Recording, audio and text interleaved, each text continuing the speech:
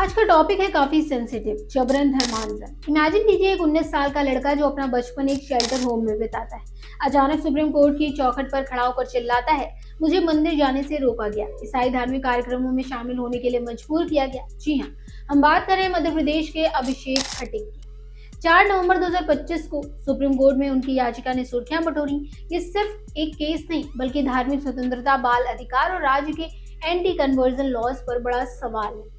क्या ये shelter home सुरक्षित हैं? क्या धर्मांतरण विरोधी कानून असल में पीड़ितों की रक्षा करते हैं या दुरुपयोग हो रहे हैं? अगर आप इस मुद्दे पर गहराई से जानना चाहते हैं तो वीडियो को लाइक करें, शेयर करें और लास्ट तक जरूर देखें। और कमेंट्स में बताएं क्या आपको लगता है कि ऐसे केस बढ़ रहे हैं। चलिए शुरू करते हैं इस स्टोरी को। नमस्कार, मैं स्वाति पांडे और आप देख रहे हैं आपकी खबर राजनीति। ये कहानी शुरू होती है मध्य प्रदेश के कटनी जिले के झिंझरी इलाके से।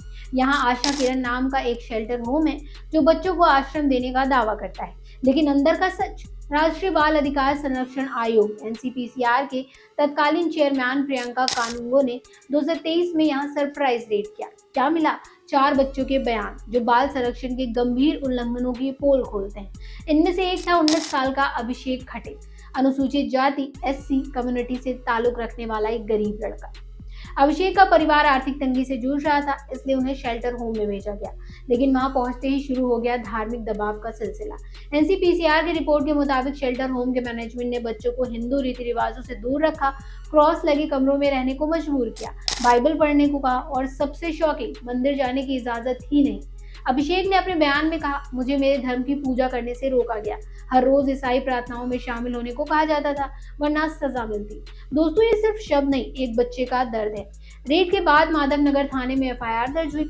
आरोप थे जबरन धर्मांतरण, बाल श्रम और शारीरिक मानसिक शोषण। लेकिन शेल्टर होम के मालिकों ने मुकदमे से बचने की कोशिश की। अब ट्विस्ट ये कि वही शेल्टर होम अब सुप्रीम कोर्ट में खुद को पक्षकार बनाने की मांग कर रहा है। क्यों? क्योंकि कोर्ट में कई याचिकाएं चल रही हैं जो एंटी कन्वर्जन लॉज को चैलेंज कर रही है। शेल्टर कहता है हम निर्दोष हैं, हमें सुनवाई का मौका दो। अब आते हैं अभिषेक की सुप्रीम कोर्ट वाली गवाही पर। 4 नवंबर 2025 को अधिवक्ता अश्विनी दुबे के जरिए दाखिल याचिका में अभिषेक ने खुलकर बोला। याचिका में लिखा है, मंदिर जाने से रोका गया, ईसाई धार्मिक कार्यक्रमों में शामिल होने के लिए किया मजबूर। उन्होंने बताया कि शेल्टर में रोजाना क्रिश्चियन प्रेयर्स अनिवार्य थे, अगर मना करते तो खाना पानी काट दिया जाता। एक बार तो उन्हें चेतावनी दी गई, अगर हिंदू रीति मानोगे तो यहाँ से निकाल देंगे। अभिषेक ने कोर्ट को कहा, मैं अपना धर्म छोड़ना नहीं चाहता था, लेकिन डर के मारे चुप रह गया। ये बयान सिर्फ उनका नहीं, बल्कि उन 4 बच्चों का है जिन्होंने एनसीपीसीआर को बताया।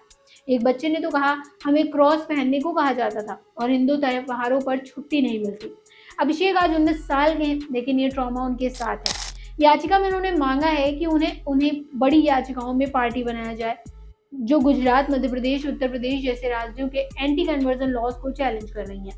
उनका कहना, मेरा केस इन लॉज की असल ताकत दिखाता है।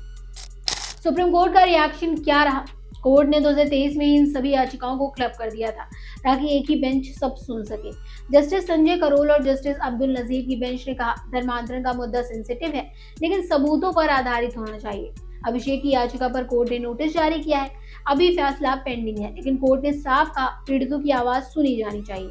ब्रॉडर कॉन्टेक्स्ट में देखें तो देश के 10 राज्यों में एंटी कन्वर्जन लॉज हैं। मध्य प्रदेश का 2021 का कानून सबसे सख्त है, जबरन या प्रलोभन से कन्वर्जन पर 10 साल की सजा। लेकिन क्रिटिक्स कहते हैं ये लॉज माइनॉरिटी को टारगेट करते हैं। जमीयत उलेमा ए हिंद ने भी याचिका दाखिल की है, कहते हुए ये लॉज इंटरफेथ मैरिज को तोड़ने के लिए यूज हो रहे हैं। वहीं हिंदू संगठन कहते हैं ये पीड़ितों जैसे अभिषेक को बचाते हैं। सुप्रीम कोर्ट ने दोनों साइड सुनी है और अगली सुनवाई में अभिषेक को मौका मिल सकता है। अभिषेक की स्टोरी हमें सोचने पर मजबूर करती है। वो आज कोर्ट के बाहर खड़े होकर कहते हैं, मैं सिर्फ न्याय चाहता हूँ ताकि कोई और बच्चा ये ना झेले। उनकी मां ने एक इंटरव्यू में कहा, बेटा घर लौटा तो टूटा हुआ था, लेकिन अब लड़ रहा है।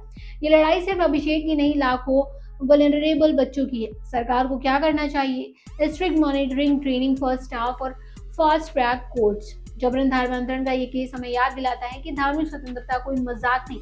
अभिषेक जैसे युवाओं की आवाज दबनी नहीं चाहिए। अगर वीडियो पसंद आया हो तो लाइक, शेयर और सब्सक्राइब जरूर करें।